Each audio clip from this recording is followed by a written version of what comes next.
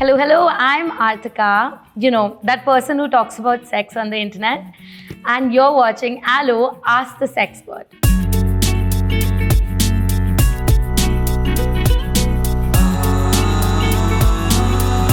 Ask the Sexpert. Now, before I introduce you to the expert of the day, I have to quickly tell you one story. A friend of mine, her sister just turned 18, and guess what her parents got her for her birthday gift?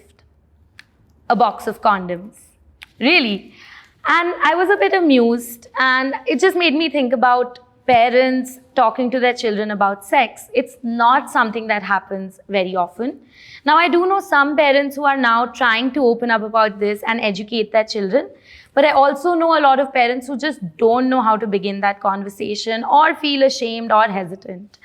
So this is something that we're going to try and talk about today with our expert.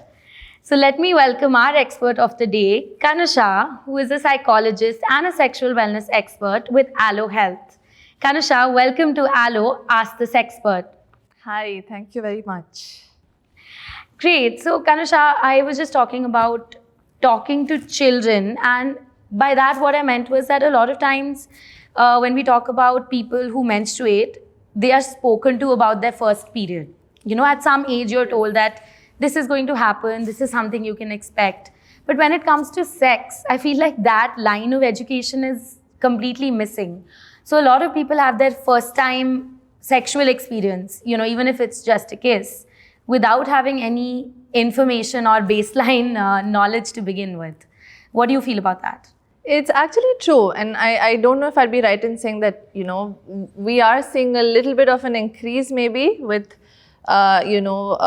parents or just generally maybe people talking about sexual intercourse, but it definitely is still not as much as it should be done, which is why I think maybe we will be talking a lot more of this in detail, but it's something we should encourage for a lot many reasons, a lot many healthy, positive reasons. You're absolutely right in acknowledging that, and I think I really wanted today's conversation to be for those people who've maybe not had this conversation, and even for parents, guardians, even siblings who want to talk to anybody in their lives about this. Yes. Right? So I think with that note, the first question is, what is the big deal about first time sex? I think it's just maybe a mixture of excitement and anxiety, nervousness, because it's like your first sexual intercourse. It tends to be, you hear of things and then people are always saying, my goodness, your first sex, do this and do that. So I think that's, it, but, and as I said, just the first experience of it and, everything is new. But of course, again, I think we'd be discussing a lot of, things to maybe keep in mind and get into understanding a little more of it. Yeah. But I think it's mainly just exciting. Yeah, it's exciting. I mean, the other side of it is, of course, definitely exciting, but then there's also some kind of fear. People are scared because there's uncertainty. Yes. You don't know what's going to happen. So I think that clubbed with excitement is what the hype is about. Is that so? Puri of all of this, if I should say. Yeah. I think so. Yeah. And speaking of the excitement, of course, that'll be there because it's a new experience. Biologically, is there the right age? Is there a right age, I would say, to have sex or to engage sexually? Or, it's more of a social concept? So maybe biologically speaking, I think, so puberty is when you start to see physical changes. Right. One of the things is, your voice cracks. That's when, I think boys are also sort of getting used to the whole change in voice. For females, it's the growth in breasts, your body, just generally your body sees a lot. I think the NCERT science books call it, and it's called secondary sexual characteristics. Yes, yeah. For maybe the science students especially, right? But a lot of changes happening, and but I would say legally, I think I'd lean more towards 18 years being the right age to take an informed decision of whether you want to engage in sexual intercourse or not. Right. But then again, I think generally there are a lot of things to keep in mind that just helps be in the safer net. Yeah, and of course, like you said, by the time you're 18, a lot of the characteristics in your body have developed and you've changed physiologically as well. And the social legal perspective is, of course, that 18 is the legal age of consent in India. So that is when you are, seen legally as someone who can make that decision. Formed decisions. Yes. Having said that, it is, a known fact that more than 90% of Indians have their first time sex before the age of 30, and a lot of those are under the age of 18, right? Yes. So maybe for them, and maybe generally for anybody who is wanting to engage sexually for the first time, and because you mentioned the word safety net right now, Yes. is there some sort of a checklist that you recommend, which are, these are the things you need to have before your first time sex experience? Anything? Oh, yes. Very, very strongly advised for it. So, I think the first thing I'd start with is, you were mentioning consent, right? So, always ensure you're comfortable with the partner. It should never be forced. It should be something you want to do because you want to, not because you have to or you're made to do it, right? So, take your time, ensure you're comfortable with the person, you're in a safe environment, comfortable environment. Condom, we're preaching about it all the time, for a lot many reasons. Very, very, very important to wear a condom, at all times, right? Sexually speaking. And also just ensure you're prepared for it. Let it not be something you do impulsively. So take time, decide, plan, and just ensure you're basically comfortable with it overall. And, maybe then proceed with it.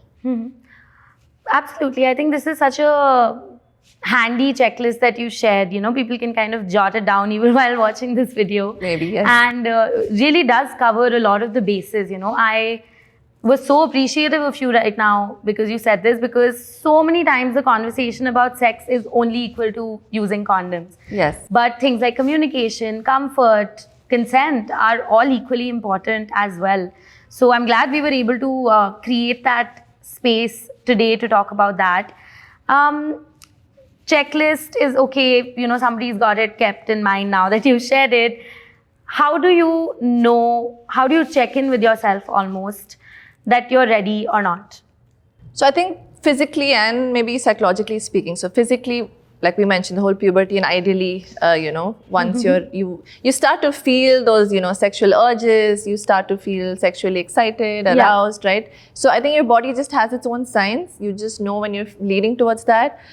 Psychologically speaking, maybe you want to engage in asexual activity with, someone you're comfortable with, or even if it's like casual sex, it's okay. But again, it's always advised for it not to be rushed, pressured, or impulsive, because it can lead to a lot of not very pleasant experiences or feelings after that. So very strongly advised for us to take time, think about it very, very deeply, and then, go ahead. Oh my God, Kanusha, I'm listening to you and I'm like, why did I not meet you when I was younger? Or like, why did I not have access to these resources when I was younger?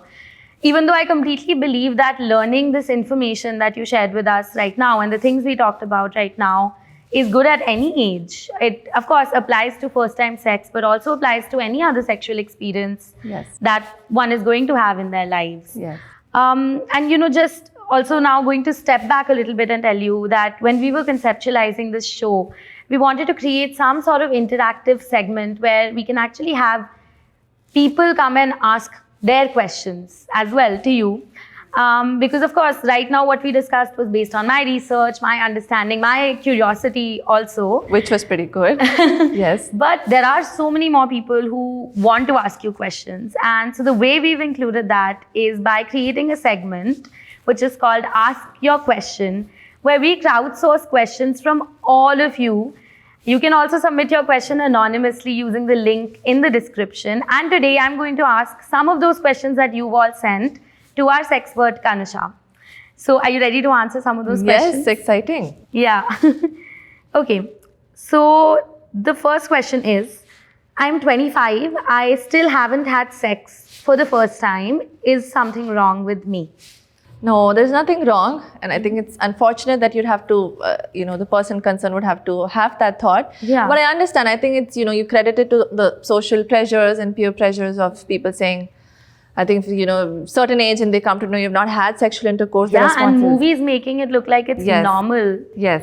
To, start having first-time experiences in school sometimes. Yes, I know. Yeah. So, a lot of this, I think, added pressure tends to, get people to forcibly do something. But I think it's, important to, like, we go back to, just a while ago we were discussing how it's very important to feel ready.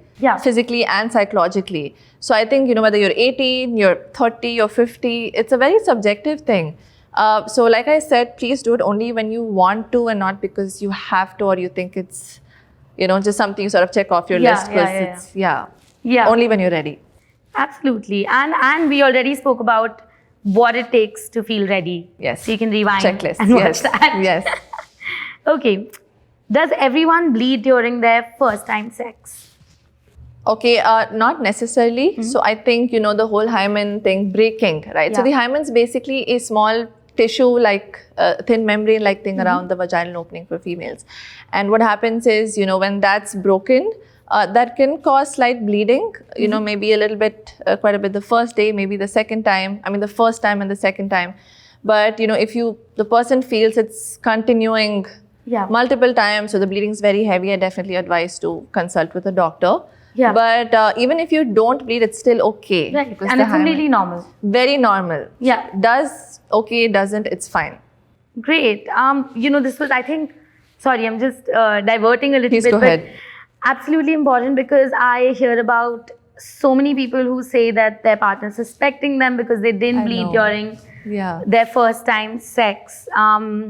And like hymen breaking is a common phenomenon to happen even during gymnastics, even during running, cycling, swimming, so many different things. Yes.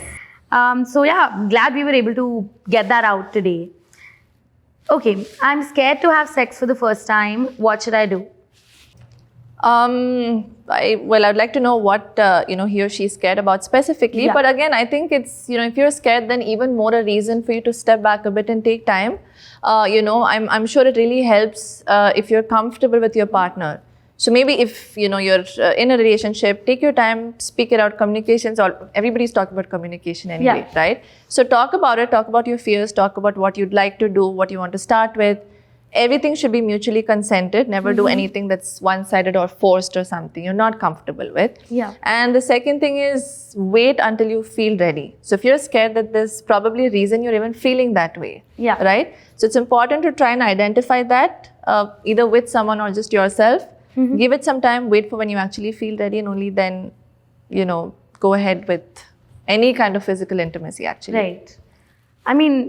So well put, and you acknowledge their fear while also addressing the concern, and with such an insightful answer, I'm almost sad that we're coming to an end of this episode, even though I get to go home after this. I know, me too, yes. But this conversation did bring up so many thoughts about me being younger and having these experiences. Did it bring up something for you? And just how I think we all never had any kind of sexuality, sex education growing up. So did that bring something up for you?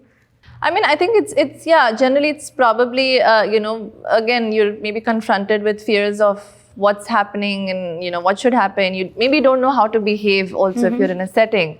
What could lead to what could not lead to something.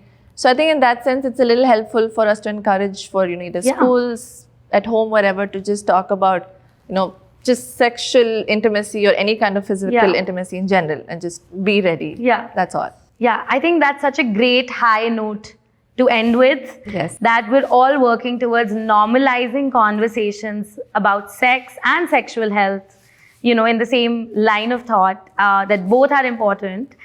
And it was so lovely to have had this conversation with you because you were such a force to talk to and have this beautiful conversation with you. So thank you so much for being your lovely self here. Thank you so much. And I think it's so nice that you're doing this, Artika. I just hope you're doing a lot, many more. And I think, there's going to be a large number of people who are going to find this very, very beneficial. Amazing. So thank you. Yeah.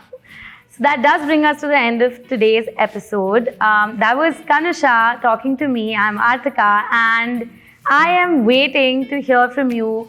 Feedback, comments, things you like, things you don't like, and of course your questions, which you can drop anonymously in the link in the description. And I will see you very, very soon with another fun, exciting, insightful topic and another Sexpert. Until there, take care and okay, bye.